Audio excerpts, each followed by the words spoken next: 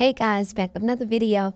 So I'm posting this video again just to let everybody know, so everybody clear that this is Nazia's family member. Um, I believe it's her uncle.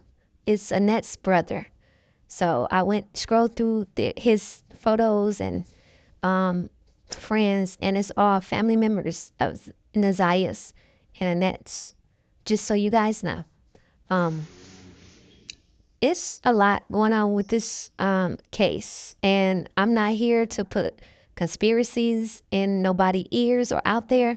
I'm just coming with you guys with the facts that has been put out there through the family, and I can't even really say facts from them. It's just that what the family is putting out is what I'm breaking down to you guys and putting um together what I believe may have happened, like scenarios of things that could have happened to Nazia. So everybody that's in my comments saying weird stuff, y'all can keep it. If y'all don't like the commentary, okay, fine. Go to another channel. My channel may be boring to you, but it might not be boring to other people. This is just how I give my breakdown. I'm not about to be animated. I'm not about to be out here putting together fake commentary just to get views and likes and all of that stuff. That's just not what I'm going to do. So let me jump into this video with you guys. Y'all stay tuned. It's really just reality. The reason why Naziah Harris, his grandma, the aunt, and the rest of the family was acting so nonchalant, like this didn't bother them, like their granddaughter and niece wasn't just sexually assaulted, impregnated, and then unalived and has now disappeared, is because this is not their first rodeo, okay? They have done this before, so they know exactly what to do and how to do it. When Naziah Harris's grandma was younger, she was sexually assaulted herself. She ended up having a baby or having a child out of the situation, and now years later nobody ever saw that child again. Nobody has heard from that child. They don't know what happened to the baby. Okay, same situation in the Naziah Harris case. The child just disappeared. And I'm coming to the conclusion, like, when those videos were surfacing a year ago, when everybody was out looking for her, when her family was acting like they was searching for her, were y'all actually searching for this little girl, or were y'all just trying to act like y'all looking for her to cover up y'all guilty conscience? And it's one thing my grandma always told me: what happens in the dark will always come to the light. And I'm so glad that people are seeing the reality of the family. And honestly, I don't care to hear all of the extended family side. Everybody want to come forward and make a statement on what they knew and what they saw, but nobody came forward at the right time. Where was y'all at when all of this shit was happening? It could have been prevented. And now I'm starting to think, if they do not find this little girl's body, in my mind, I'm just going to have to think that he either drove this little girl to another state far out, which wouldn't match the time frame because he only had her car for like 3 to 4 hours, right? So where could he go that would be 3 to 4 hours within Detroit that he would be able to make it there and back? If not that, then I'm feeling like he fed this little girl's body to a wildlife animal, because there's no way missing and exploited children, everybody has searched for this little girl and nothing has come up. And it just upsets me more and more every time I see it on my For You page. And then on top of that, there was a 16-year-old girl who just came forward and stated that 6 years ago, when she was the age of 10, Jarvis Butt sexually assaulted her as well. And she also stated that he was dating her mom. So when I read that comment that said he literally preys on women to get closer to their kids, that's exactly what the fuck he does. And it's so sad that there are so many gullible women out here that literally go for that green ass shit. That's And to touch off of what she said about where she could be, and I've been saying it and saying it, but everybody thinks she's in Detroit, she's buried, she this, she that. But I keep saying that I believe he took her to Ypsilanti, where they went earlier that day with the business partner to drop off that vehicle to the business partner's mother-in-law.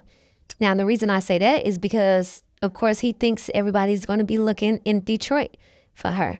And I think going to Ypsilanti him seeing like the environment and how it is was gave him an idea as to that's where he's going to take her body.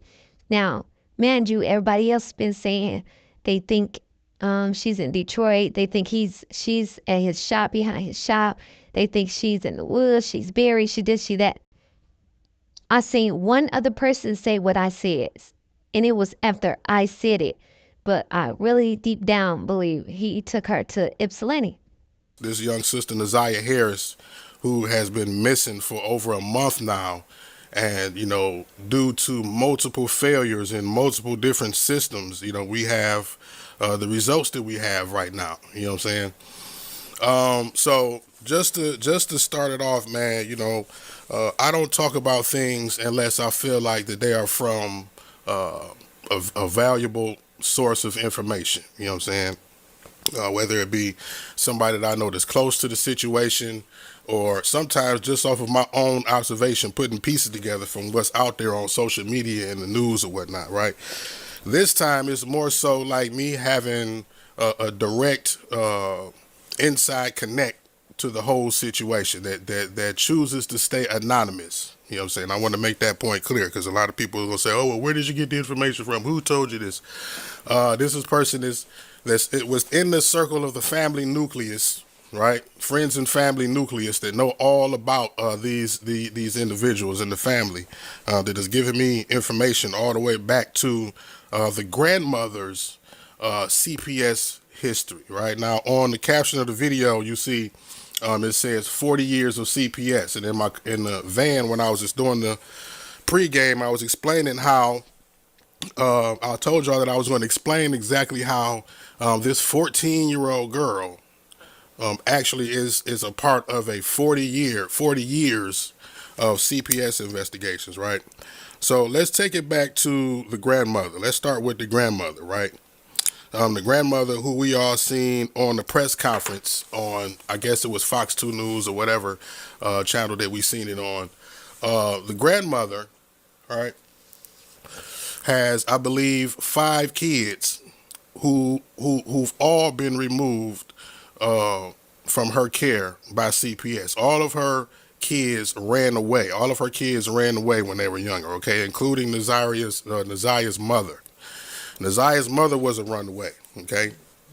And Naziah's mother actually was found in a crack house, pregnant at the age of 11 years old. Now, this is all information that's coming to me from within the nucleus of the family, okay? The missing girl's mother was found pregnant in the crack house at 11 years old. So let's just start there, you know what I'm saying? After understanding that the grandmother had all of her kids removed because they were all runaways for whatever reason. Now, and the point that I want to make right now about the grandmother, right? When the grandmother's kids were running away, when CPS would be called, the kids would make contact with some other family members or sometimes the police. So the police would write it off as, oh, they just out here being grown. They just, they want to be grown, let them be grown. You know what I mean? So now fast forward to Naziah's mother, who was found in the crack house at 11 years old, pregnant. Now, I don't know which one of the kids she was pregnant with at the time, whether it be Naziah or her older brother. So that just lets you know a little bit about the dynamic of the family that this little girl is coming from. With that being said, we get to Naziah and her brother. Okay, now, man, I don't even know. It's just so many. It's twists and turns to all of this madness. So I'm trying to go as straight up the line as I can to make all of the sense out of the story. So Naziah, since she was 11 years old, was known by the family to have a relationship with a grown man. Okay, this grown man, for whatever reason, the family didn't implement the consequences on him because he is supposedly autistic. But he is what was told to me, high functioning autistic. So that's the reason why the family never got on his ass about it. Make a long story short. Okay. So on top of that, how can I say this? I mean, a lot of this stuff is already known because I've seen people post in the comments on the stories and news articles and whatnot. On top of that, Naziah was known to do some things that she was not supposed to do on social media. I'll just say that she was, participating in activity that she should not have been at that age on social media. You know what I'm saying? Man, this is crazy. So now we got her brother, right, who was involved in some type of a gang activity. And he supposedly owed some gang members some money. We're getting into the different scenarios of where she could have possibly been now, or what could have possibly happened to her. Her brother was into some type of a beef with some gang cats, some of which that not only did he have beef with, but he owed some money to, and supposedly he had messed around with one of their little sisters. So amidst the beef, the rival gang guy told her brother, or it was the word around it, he said, since you want to mess with people's little sister, I'm going to mess with your little sister. So that was one theory as far as where she could have been, or, who could have kidnapped her off of the bus or whatnot. The next theory was that her mother actually had a drug debt. She supposedly ran off with a large amount of drugs from somebody's house, whoever she was dealing with on that level. And the individuals actually met with the family. The individuals who she stole the dope from met with the family and told them, hey, the older guy said, you know what, she could come to the house and work off her debt. However they was going to work that out. She can come to the house and work her debt off, and we can call it even. But the younger guy supposedly said, you know what, if I find her, I'm going to kill her. And if I can't find her, I'm going to get to who she loves. Now, the third scenario is the situation that really caused me to feel like this was important to tell everybody about, because this situation was her auntie. This situation is about her auntie's boyfriend. Okay. Her auntie's boyfriend has a sexual assault charge and was investigated by CPS because he allegedly sexually molested Naziah, her auntie's boyfriend, right? Was convicted, I believe. He's on the sex offenders registry list. He's a registered sex offender. Okay. I looked this guy's page up and I have 126 mutual friends with him. Investigating. Now we're going to get into all of the loopholes of the police investigation, right? When the police started investigating, they went to the mother. Let's start back with the mother, with the investigations. They went to the mother and they said, hey, does Naziah live with you? No, she doesn't.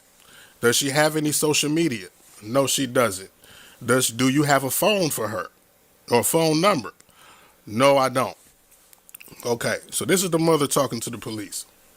So a week after, when she was actually reported, or I don't know if it was a week or this month, a month after, because we know this is a month old. It was a week after. It was a week after. So the police started pinging a known phone number for Naziah. The police started pinging a known phone number for Naziah, and they found out that 2 days after she went missing, the phone was cutting on and cutting off. You know what I'm saying? A couple days go by, phone to cut on and to cut off. The police pinged the phone back to Naziah's mother's house. So the police come back to the house and say, well, you said she didn't have any social media. We found 4 pages for her on social media.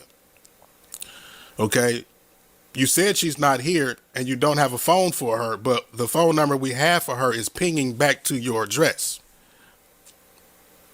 So now all of a sudden the mother, oh, well, I found this. I did have this one phone that I found of hers that I had, and it was me cutting the phone. I was cutting the phone on and cutting the phone off.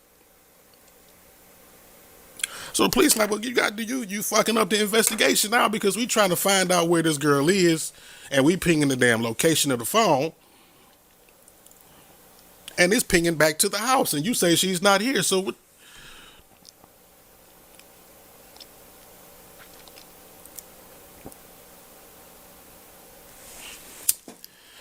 The grandmother, right, that we all seen on the press conference, actually was refusing to do the press conference until she was, what I was told, bullied into doing the press conference. They said if you don't do the press conference, then there's a possibility that you might be brought in as a suspect. Hence that forced looking, fake tear induced, I don't know what kind of cries those was from a grandmother of a missing teen that's been missing for a month ass press conference.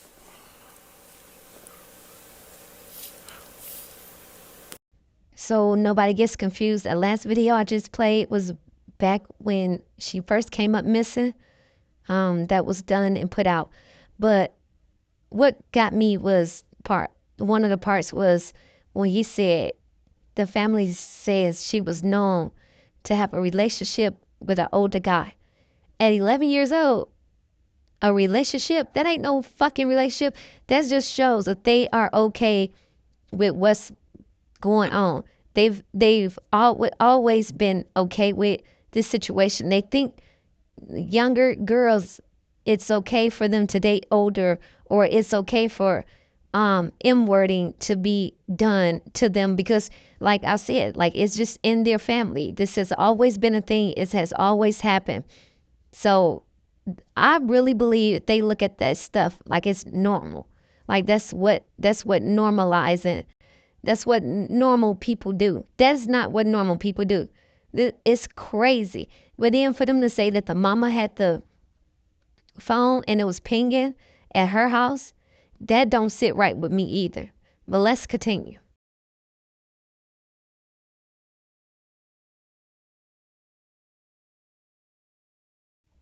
Nazaya was very much so pregnant. Anybody looking at this video can tell. And for them to say that nobody in the household knew that she was pregnant or in her immediate family knew she was pregnant, they are lying. They need to just come up on off of what happened to this girl.